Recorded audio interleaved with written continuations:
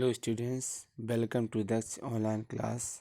आप लोगों ने आपकी हिंदी क्षितिज से जो गद्य खंड है आपका, उसका फर्स्ट चैप्टर दो बैलों की कथा ध्यान से समझ ली होगी और उसके बाद आप लोगों ने उसे अपनी कॉपी में भी कर लिया होगा क्वेश्चन आंसर्स।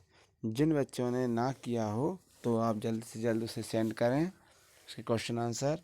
और अब हम आपके इसी गद्य खंड से चैप्टर सेकंड जो है लहसा की ओर पढ़ने जा रहे हैं।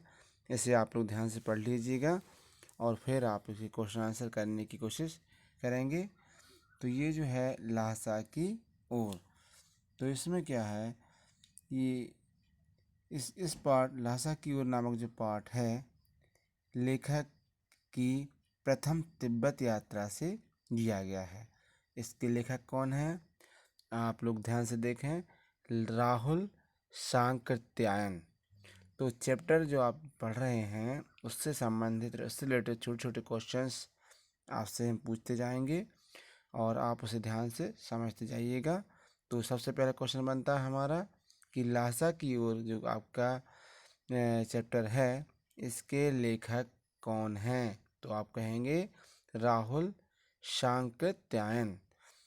तो ये उनकी कौन सी यात्रा थी? प्रथम तिब्बत यात्रा। कहाँ से लिया गया है? लेखक की प्रथम तिब्बत यात्रा से यह जो चैप्टर आपका लिया गया, इसका नाम क्या है? लहसा की ओर। ठीक है बच्चों, तो क्या होता है, चैप्टर को इस तरीके से पढ़ा जाए कि उसको थोड़ा इंटरेस्टिंग बनाया जाना चाहिए, जिससे आपको भी अच्छा लगे, आपको बोर ना हो और आपको उसके क्वेश्चन आंसर भी जो उसके अंदर बन रहे हैं वो आप अच्छे से कर सकें। तो उन्होंने क्या किया था, देखिए आप लोग, उन्होंने 1929 30 में, यानी 29 और 30 के बीच में समय में नेपाल के रास्ते पर यात्रा की थी। कहाँ यात्रा की थी? नेपाल के रास्ते यह यात्रा की थी।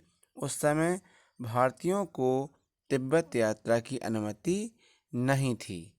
तो जब वहाँ से भारतीयों को अनुमति नहीं थी तो कैसे यात्रा की होगी? आप देखिए, उनने तो अनुमति ना होने के कारण लेखक ने यह यात्रा कैसे भिखमंगे के छद्मवेश में की, यानी ऐसे गुप्त रूप में भिखमंगे का रूप बनाकर, भिखारी का रूप बनाकर उन्होंने हमारे लेखक जी ने यह यात्रा की थी। इस पाठ में उन्होंने लासा की ओर जाने वाले दुर्गम यानी कि कठिन रास्ते का रोचक वर्णन किया है। इससे तिब्बती समाज के बारे में अनेक जानकारियाँ मिलती हैं। तो देखिए आप लोग, लेखक ने अपनी तिब्बत की यात्रा कहाँ से? नेपाल तिब्बत के मार्ग से की थी, क्योंकि तब हरी कलिरपोंग का रास्ता नहीं खुला हुआ था, जो कि अब खुला होगा, पहले वहाँ रास्ता नहीं खुला था। इसी रास्ते से हिंदुस्तानी वस्तुएं भी तिब्बत जाती थीं। यह व्यापारिक तथा सैनिक रास्ता था। व्यापार की दृष्टि से और सैनिकों के आने जाने का भी यह रास्ता था। तो आप समझ सकते हैं, इस पर जगह जगह फौजी चौकियां और किले बने हैं। ठीक है, तो यहाँ पर फौजी चौकियां भी बनी हुई हैं और किले भी बने हुए हैं। कहाँ पर? जिस रास्ते से लेखक अपने वहाँ जा रहे हैं, जिनमें चीनी सेना रहती थी। कुछ किलों में किसानों ने अपना डेरा जमा लिया था। लेखक ऐसे ही एक परित्यक्त, जो कि जहाँ से कोई लोग नहीं जाते थे, ऐसे परित्यक्त यानी छूटे हुए रास्ते, परित्यक्त किले के पास चाय पीने के लिए रुका था। कौन रुका हुआ था? हमारे लेखक। परित्यक्त का मतलब होता है बेटा त्यागा हुआ या छोड़ा हुआ। तिब्बत में यात्रियों के लिए कुछ अच्छी बातें हैं तो कुछ तकलीफें भी। यहाँ जाति पाति छुआछूत, पर्दा प्रथा जैसी कुप्रथाएं नहीं हैं। लोग अपने घरों को खुला रखते हैं। यहाँ की वस्तुएं या उनकी यहाँ की बहुएं या उनकी सासें यात्रियों को या अपरिचितों को, अपरिचित जिनको पहचानती नहीं है, उनको भी चाय बनाकर दे देती हैं। यदि यात्रियों को कुछ संदेह है तो वे अपनी चाय खुद बना सकते हैं। उस परित्यक्त चीनी किले से चाय पीकर जब लेखक चलने लगा तो उसने राहदारी मांगने वाले व्यक्ति को दोनों चिटें दे दी। अब देखिए आप लोग, आपके पास एक नया शब्द आया हुआ है, राहदारी। तो राहदारी से आप समझ गए हैं, राही होता है रास्ता, तो राहदारी यानी रास्ता बताने वाले। राहदारी तो क्या, उनने उनको 2 चिटें दे दी। थोइला के आखिरी गांव में उसे मित्र सुमति के जान पहचान के लोग मिले।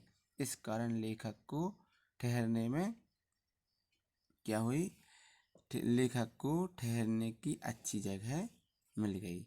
जब हम कहीं जाते हैं और हमारे जान पहचान का कोई व्यक्ति मिल जाता है तो हमारा रास्ता और कहना चाहिए सरल सा हो जाता है।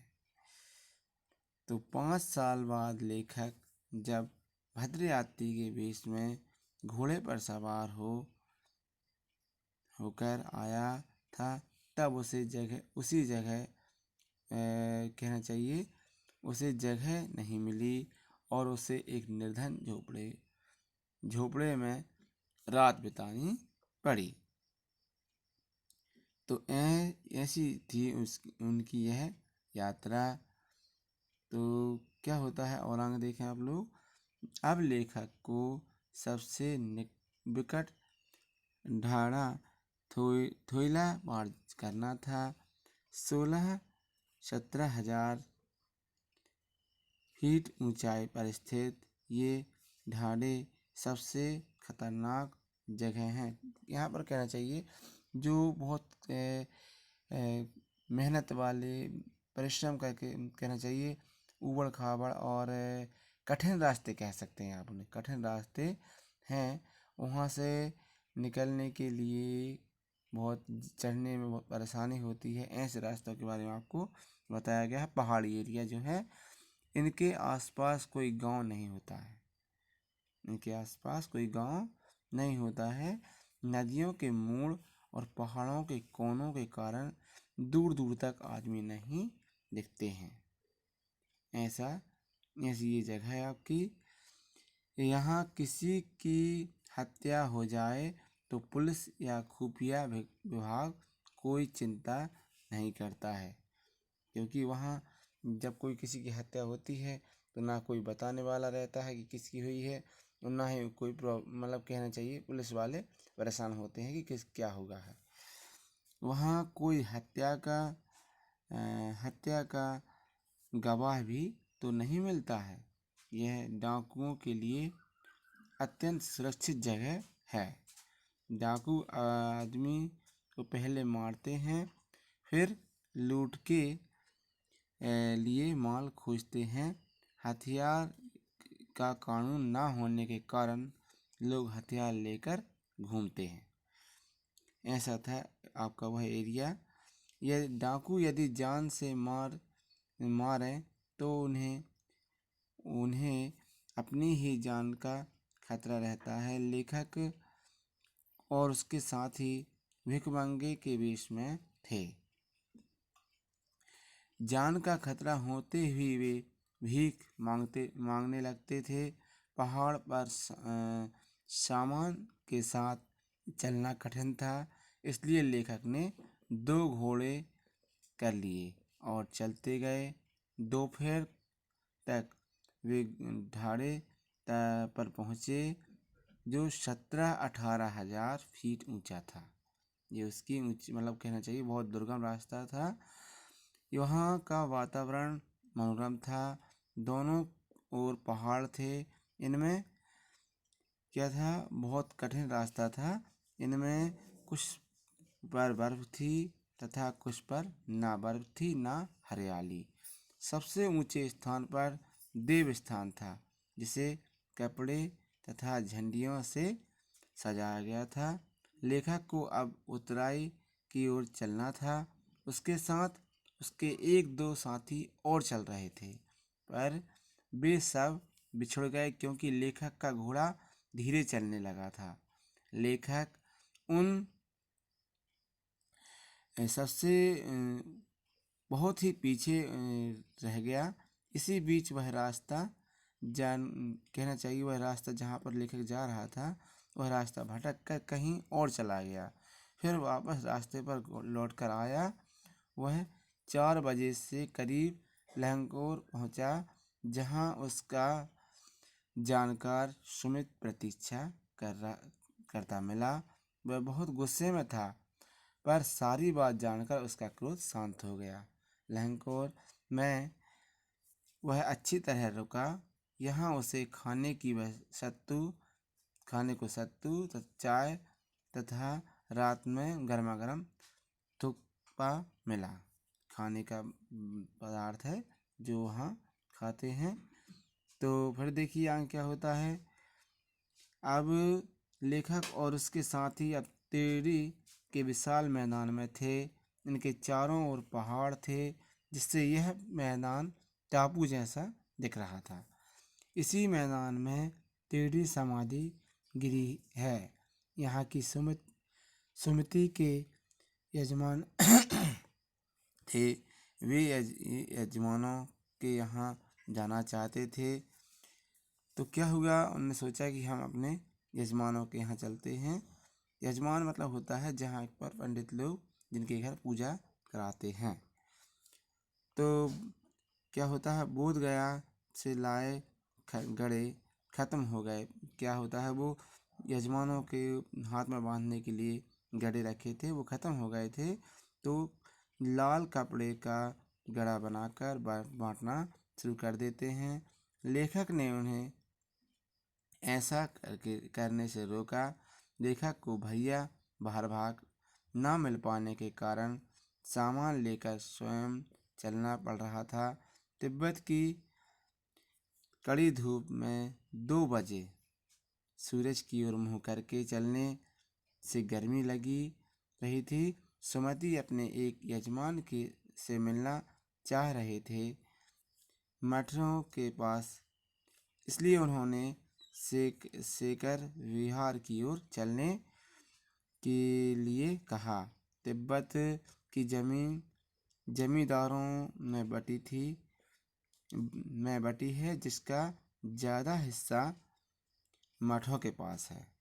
जागीरदार मजदूरों से बेकार में खेती कराता है। खेती की देखरेख के लिए भिक्षु भेजे जाते हैं, जो राजा से क्या होता है, राजा से कम नहीं होते हैं। सेकर की खेती के मुखिया लेखक से मिले। वहाँ एक सुंदर मंदिर था। उसमें कुंजर की हस्तलिखित 103 पोथियाँ रखी थी। कितनी? 103 जो है पोथियाँ वहाँ पर रखी हुई थी। एक एक पोथी का वजन 15 से सेर यानी किलो था। सुमति अनुमति लेकर अपने यजमानों के पास चला गया। तिहरी जो है रास्ता गांव वहाँ से दूर नहीं था। लेखक ने सामान उठाया और भिक्षु नमसे से विदा लेकर चल पड़ा। तो ये था आपका चैप्टर लाशा की ओर। इसे आप लोग ध्यान से पढ़ेंगे, क्वेश्चन आंसर भी आप करने की कोशिश करेंगे। और यदि आपको प्रॉब्लम आती है तो आप NCERT सॉल्यूशन जो है आपका डाउनलोड अपने मोबाइल में कर सकते हैं, जिससे इस चैप्टर के आपको आंसर मिल जाएंगे। आप डालेंगे CBSE सिलेबस अपना, जिसमें कि आपका ऑप्शन आएगा हिंदी, जो भी सब्जेक्ट है आपका उसमें आप डाल देंगे अपना